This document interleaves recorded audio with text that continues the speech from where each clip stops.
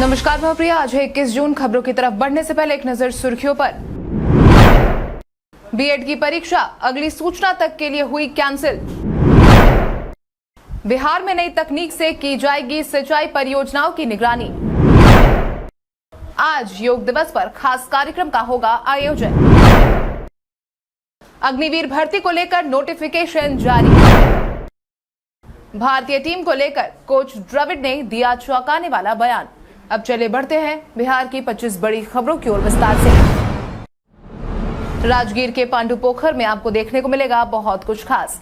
राजगीर का पांडुपोखर 22 एकड़ जमीन में फैला हुआ है। यहाँ पर बच्चों से लेकर बुजुर्गों तक के लिए काफी एडवेंचरस एक्टिविटीज की भरमार है। यहाँ आने वाले सैलानियों को trampoline, bouncy, bull ride, football, indoor basketball, selfie point, children's play zone, cricket, horse skidding, shooting, table soccer, carrom, zip line, bungee jumping, boating, air hockey, pool table, Burma bridge, dart board, chase.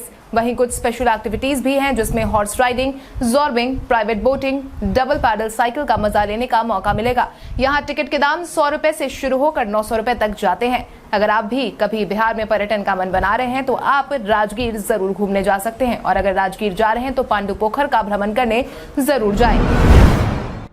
Bihar में नई तकनीक से की जाएगी सिंचाई परियोजनाओं की निगरानी। अब बिहार में आने वाले समय में सिंचाई परियोजनाओं की निगरानी नई तकनीक के माध्यम से किया जाना है।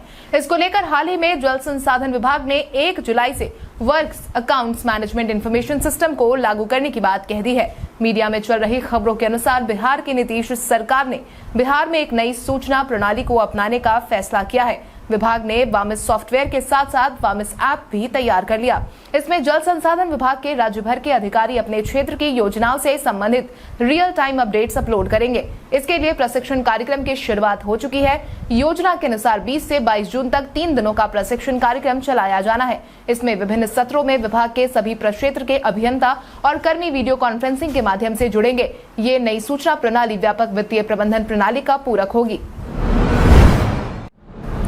बिहार में पहली बार बनने जा रही है सुरंग वाली 4 लेन सड़क।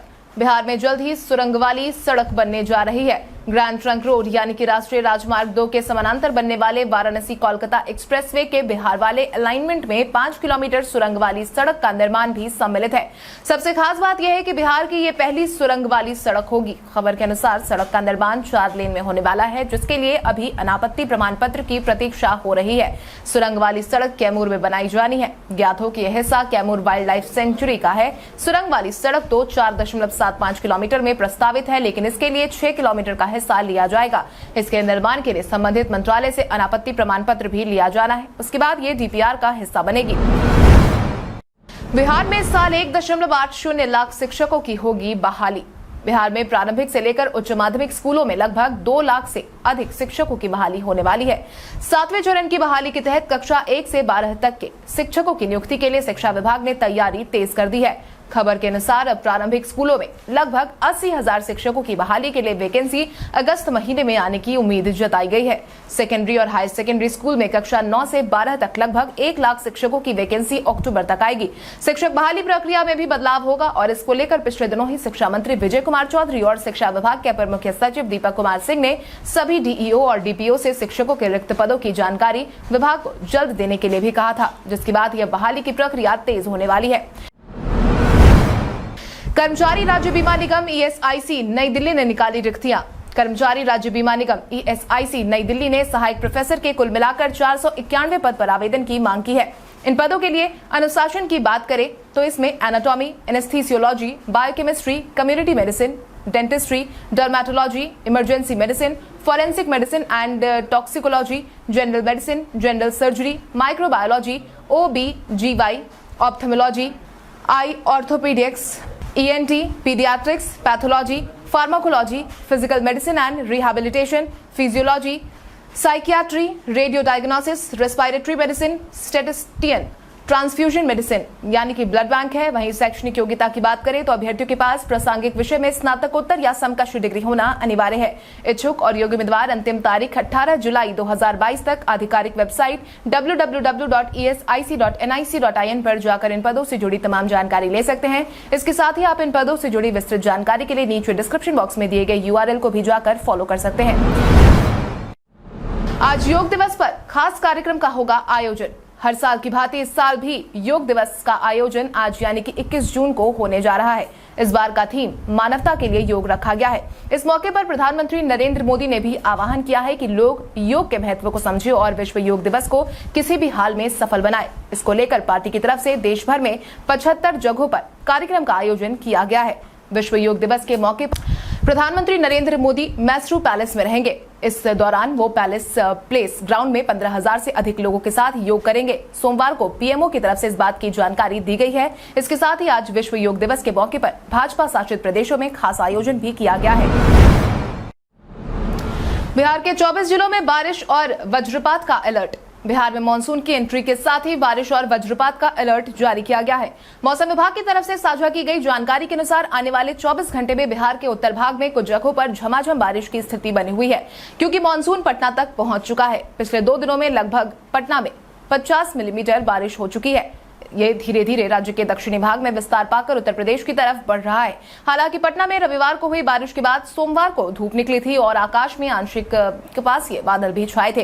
पिछले 3 दिनों से अधिकतम तापमान का गिरना जारी है। वहीं 1-2 जगहों को छोड़कर राज्य भर में पूर्वा हवाओं का प्रभाव भी बना हुआ है। भारत बंद का बिहार में नहीं दिखा असर। अग्निपथ योजना के विरोध में बिहार में उठी आंधी अब थमती नजर आ रही है, क्योंकि बीते दिन बुलाए गए भारत बंद में बिहार में इसका कोई खास असर देखने को नहीं मिला। सोमवार को कई संगठनों द्वारा बुलाए गए भारत बंद का राज्य में छिटपुट असर ही दिखा। केवल 1-2 जगहों को छोड़ दे तो सूबे में माहौल शांतिपूर्ण रहा। कई जगहों पर बाजार खुले और वाहनों की आवाजाही सुचारू रही। हालांकि पुलिस के डर से आम जनता सड़क पर वाहन लेकर निकलने से गुरेज करती भी देखी गई। हालांकि बीते कुछ दिनों से बिहार में विरोध के माहौल को देखते हुए भारत बंद के मद्देनजर पुलिस और प्रशासन पूरी तरह से मुस्तैद रहा। राजधानी पटना, पूर्णिया, कटिहार, सहरसा, सुपौल, मुंगेर, आरा समेत अन्य जिलों में सोमवार को प्रदर्शन की खबर नहीं आई है। हालांकि सभी जिलों में रेलवे स्टेशन, बस स्टैंड और शहरों के प्रमुख चौक चौराहों पर सुरक्षा बलों की तैनाती कर दी गई है। बीएड की परीक्षा अगली सूचना तक हुई कैंसिल। बिहार में अग्निपथ स्कीम के विरोध का असर अब परीक्षाओं पर पड़ने लगा है। अब 23 जून को होने वाली बीएड की परीक्षा कैंसिल कर दी गई है। इसकी अधिसूचना बीते दिन जारी की गई। इसमें ही बताया गया है कि अपरिहार्य कारणों से 23 जून 2022 को 11 बजे से 1 बजे तक होने वाली बिहार राज्य स्तरीय 2 वर्षीय बीएड प्रवेश परीक्षा 2022 अगली सूचना के लिए स्थगित की जाती है। आपकी जानकारी के लिए आपको बता दें कि 2 वर्षीय बीएड और शिक्षा शास्त्री के आगामी सत्र के लिए बिहार बीएड संयुक्त प्रवेश परीक्षा 2022 का आयोजन राज्य के 11 शहरों में आयोजित होना था और शहर में ही प्रवेश परीक्षा के लिए कुल 325 परीक्षा केंद्र बने थे। संयुक्त प्रवेश परीक्षा के लिए 1,91,929 अभ्यर्थियों ने ऑनलाइन आवेदन जमा किया है। अग्निवीर भर्ती को लेकर नोटिफिकेशन जारी। भारत सरकार की महत्वाकांक्षी अग्निपथ योजना को लेकर अग्निवीरों की भर्ती के लिए भारतीय सेना ने अग्निवीर रिक्रूटमेंट रैली नोटिफिकेशन जारी कर दिया है। इसके तहत उम्मीदवारों को ऑनलाइन रजिस्ट्रेशन करना अनिवार्य कर दिया गया है। अब आप भारतीय सेना की आधिकारिक वेबसाइट joinindianarmy.nic.in पर विजिट कर सकते हैं। रजिस्ट्रेशन की प्रक्रिया जुलाई 2022 में शुरू हो जाएगी।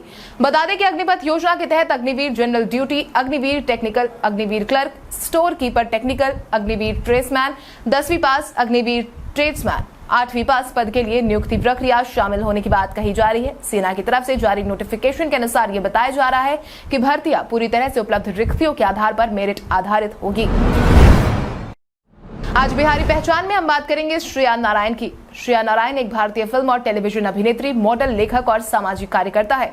श्रेया नारायण का जन्म मुजफ्फरपुर, बिहार में 2011 में हुआ था। श्रेया ने तिग्मांशु धूलिया की हिट फिल्म साहिब बीवी और गैंगस्टर में महुआ के अपने चित्रण के लिए आलोचनात्मक प्रशंसा हासिल की। नॉकआउट रॉकस्टार सुखविंदर सिंह के अभिनय की शुरुआत कुछ करिए और सुधांशु शेखर झा के प्रेममयी जैसे कई हिंदी फिल्मों में उन्होंने अभिनय किया। वो इंदर कुमार की सुपर नानी में भी एक महत्वपूर्ण भूमिका निभाती हुई नजर आई थी, जिसमें नानी की भूमिका महान हिंदी फिल्म अभिनेत्री रेखा द्वारा चित्रित किया गया था। उन्होंने राजश्री के सम्राट एंड कंपनी में दिव्या नामक एक मानसिक रूप से परेशान लड़की का किरदार भी निभाया था।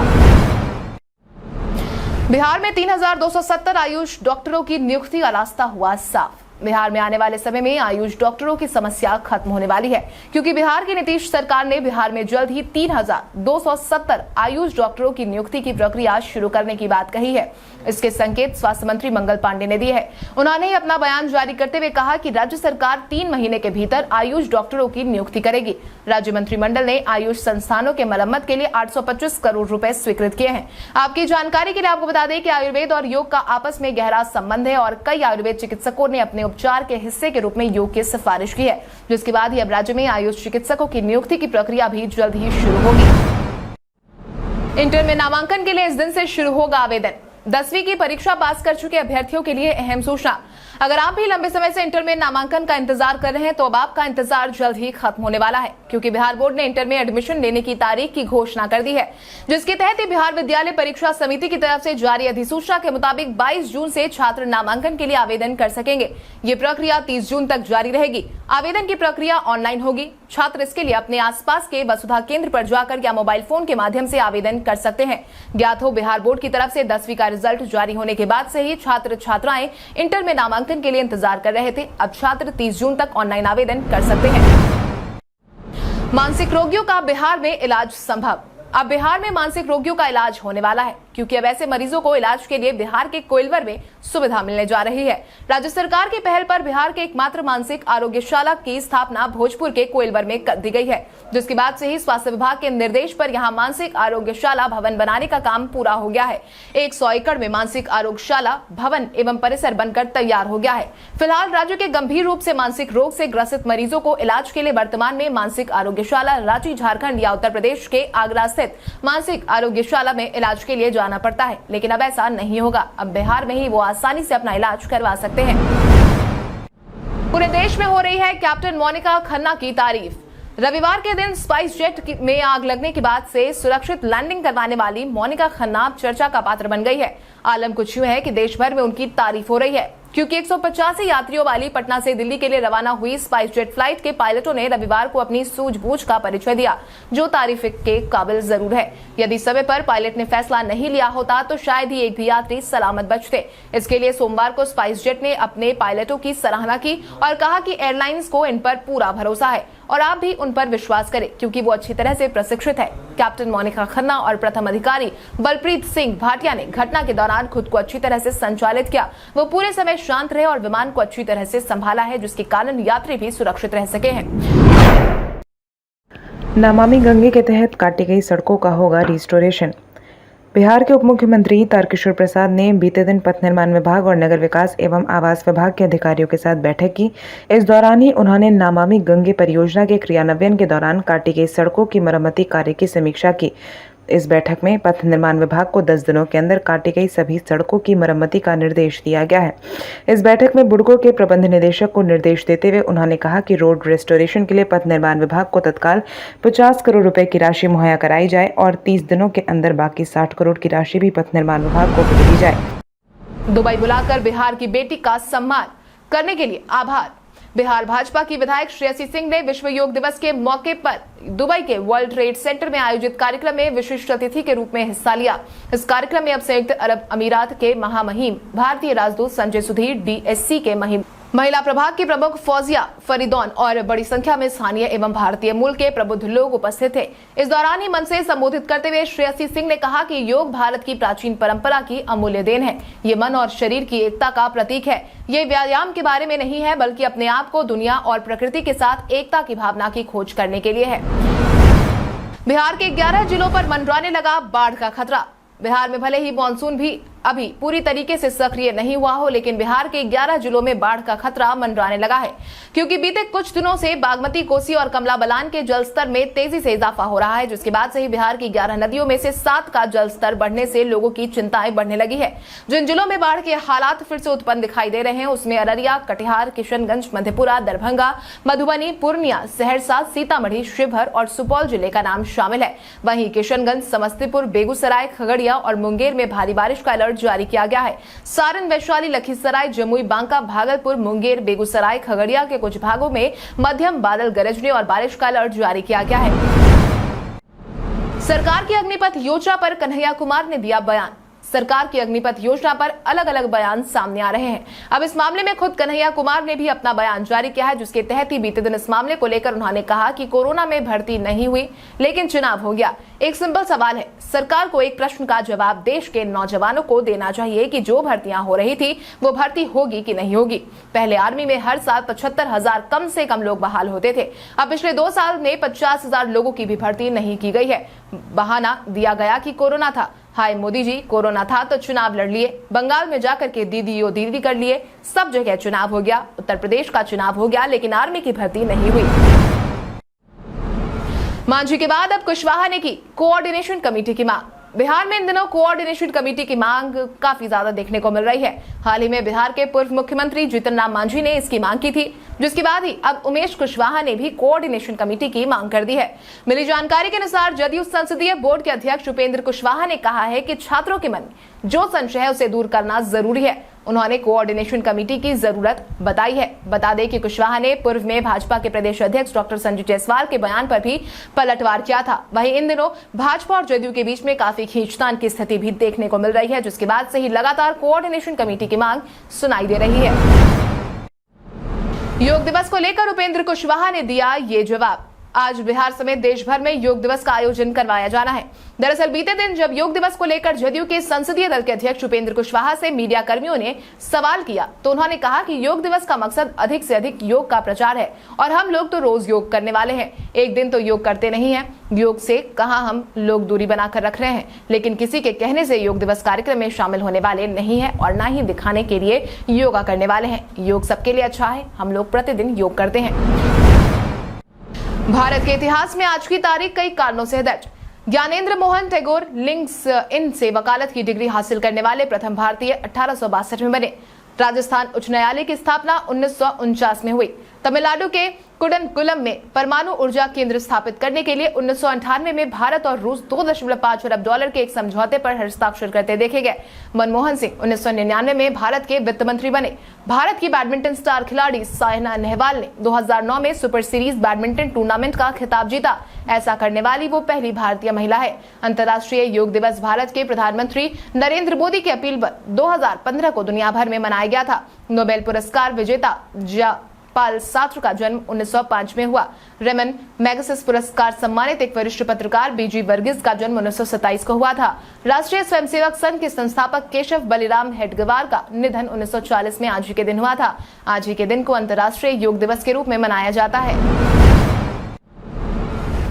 भारतीय टीम को लेकर कोच द्रविड़ ने दिया चौंकाने वाला बयान। टीम इंडिया के हेड कोच राहुल द्रविड़ ने हाल ही में भारतीय टीम के कप्तानों को लेकर बयान दिया है, जिसके तहत उन्होंने कहा कि 8 महीने में उन्होंने सभी प्रारूपों में 6 अलग अलग कप्तानों की योजना नहीं बनाई थी, लेकिन उन्होंने कहा कि इससे ग्रुप के अंदर ज्यादा कप्तान तैयार करने का मौका मिला। राहुल द्रविड़ ने T20 वर्ल्ड कप 2021 के बाद भारतीय टीम की कोचिंग संभाली थी।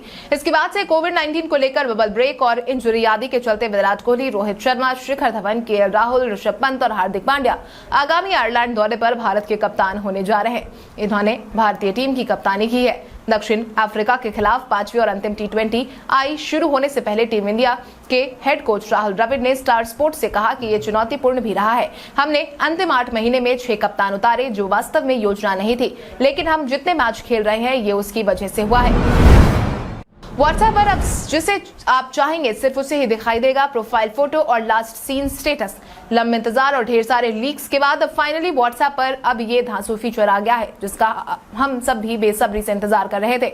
अब यूजर अपनी कॉन्टैक्ट लिस्ट में किसी विशेष व्यक्ति से अपनी profile photo, last seen status और अबाउट छिपा सकेंगे। ये प्राइवेसी सेटिंग पिछले कुछ समय से बीटा वर्जन में पहले से ही उपलब्ध थी। व्हाट्सएप ने घोषणा की है कि अब वैश्विक स्तर पर इस फीचर को अभी iOS और एंड्रॉइड यूजर के लिए रोल आउट करने की पहल की जा रही है, जिसके बाद ही अब व्हाट्सएप यूजर और ज्यादा फीचर्स का फायदा उठा सकेंगे। डेंटल कॉलेज की सुविधाओं पर उठे सवाल।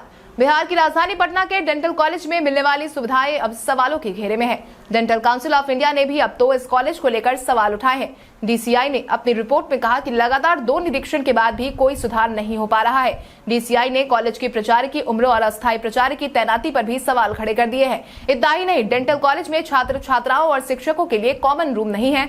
जनरेटर नहीं होने से अचानक बिजली कटने से मरीजों का इलाज पूरी तरह से ठप हो जाता है। OPG एक्सरे नहीं होने से मरीजों को निजी केंद्रों पर एक्सरे तक कराना पड़ता है, जिसके बाद ही अब डेंटल कॉलेज की परेशानी बढ़ने की संभावना जताई जा रही है, क्योंकि अगर इन सवालों का संतोषजनक जवाब DCI को को नहीं मिला तो अगले सत्र में यूजी और पीजी में नामांकन पर भी रोक लगाई जा सकती है। कल हमारे द्वारा पूछे गए सवाल का जवाब आप में से बहुत सारे यूजर ने हमें कमेंट करके दिया था, उसके लिए आपका बहुत बहुत धन्यवाद। आप में से जिन यूजर ने हमारे सवालों का सही जवाब दिया है उनके नाम है भूखन शर्मा, मृत्युंजय कुमार, अशोक कुमार, कुश कुमार यादव, राजीव कुमार, भूषण चौहान, सी शरद कुमार, कुणाल कुमार, पूजा पांडे, प्रभास कुमार सिंह, रोहित राज, चंद्रवंशी, दीपक।